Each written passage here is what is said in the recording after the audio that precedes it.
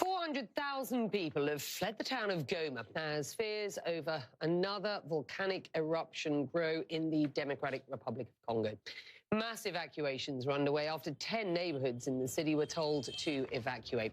The volcano that erupted Saturday killed dozens of people and could erupt again at any moment. More than 100 earthquakes have shaken the area. Toxic ash is in the air, and there is also the threat of gas exploding underneath a nearby lake. Scientists call the disaster unprecedented. Well, Larry Mado has been covering the unfolding disaster and filed this report. A state of chaos and panic as people flee the city of Goma following what scientists call an unprecedented situation. Residents of 10 neighborhoods evacuate their homes with only what they can carry: mattresses, essential items, and little else. Hundreds of thousands hit the road on Thursday, according to aid agencies. They said our houses could collapse because of the earthquakes, so we're leaving because we're afraid. A crack already appeared under my bed. What sounds like a description of an apocalypse is a reality facing this part of Eastern Democratic Republic of Congo. The eruption from Mount Nyiragongo on Saturday puts them in the high-risk path of lava flow or a catastrophic implosion from magma underground. An increase in earthquakes has led to fear of a second eruption.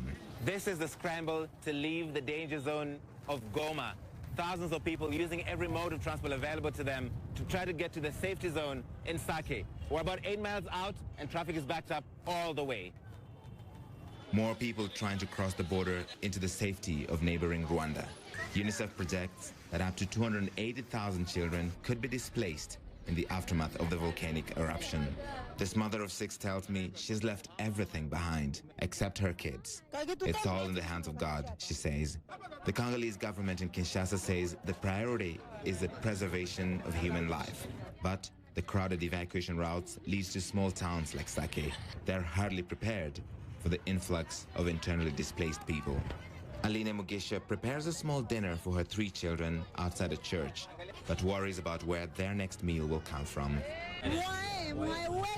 We don't have the means to take care of ourselves. There's limited food, we are sleeping on the floor, and we are suffering too much. The latest eruption that killed dozens and displaced tens of thousands puts indescribable stress on an already worn-down population. The Norwegian Refugee Council, a leading humanitarian organization, says the DRC is the world's most neglected displacement crisis in 2020.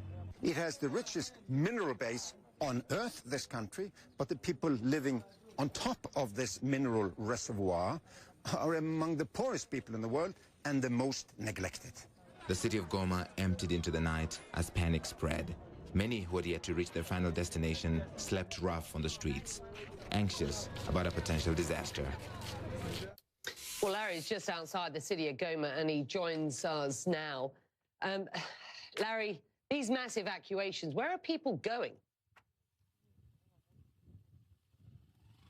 So, Becky, people are being sent east about 25 kilometers from here to Sake, which is what you've seen in that package. But there's no plan for them. There's no camp. There's nowhere to hold all these people who are going there. The local government here telling us that about 400,000 people have left the city, into some of them to Sake, some of them to Rwanda, and others. We're standing on the foot of Mount Nyiragongo. This is what led to this entire crisis. What you see at the back there seems to be some smoke coming out of the crater again. And the local governor has told us that the crater appears to be expanding. That's one danger, another eruption. The second one, Becky, is what you see here.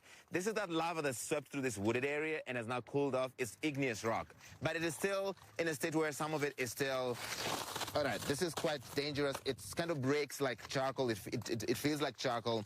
But the seismic activity that has been observed from the Goma Volcanic Observatory says the magma underneath, there's a possibility that it could implode without warning. So that covers parts of the city of Goma, but also the neighboring Lake Kivu. That's why they gave this mandatory but preventative order for people to evacuate, because they're just afraid that if something happened without warning, like the eruption on Saturday, hundreds of thousands of people would be in the direct path of this one of the most active, one of the most dangerous volcanoes in the entire world.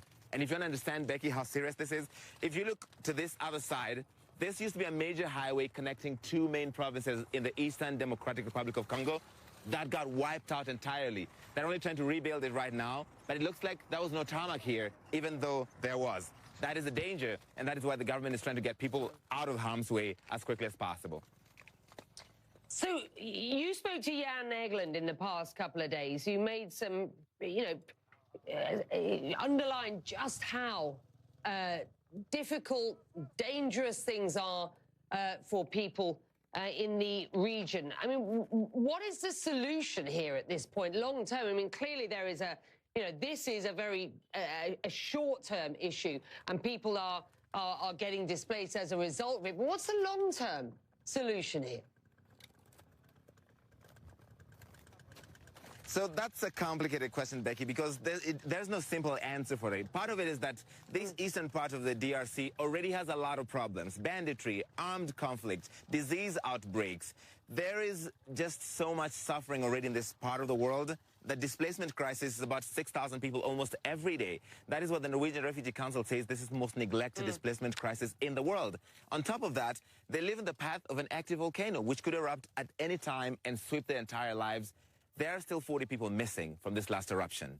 There are 280,000 children who risk getting displaced if it erupts again. There are something like 80,000 homes, 80,000 households that have had to leave because of this impending danger. So the solution is complicated. Some have said there's need to move this city further away. There's need for a better warning system. And there used to be a warning system. There's a Goma volcanic observatory, but then it lost funding after a corruption scandal, and so they were just not able to do regular checks and warn people well in advance. So if you walk around the city, there are flags to indicate the alert level, and it's been red since the volcanic eruption, but they just don't know when the next one could be coming. Larry, it's a pleasure. Thank you, sir. Important stuff.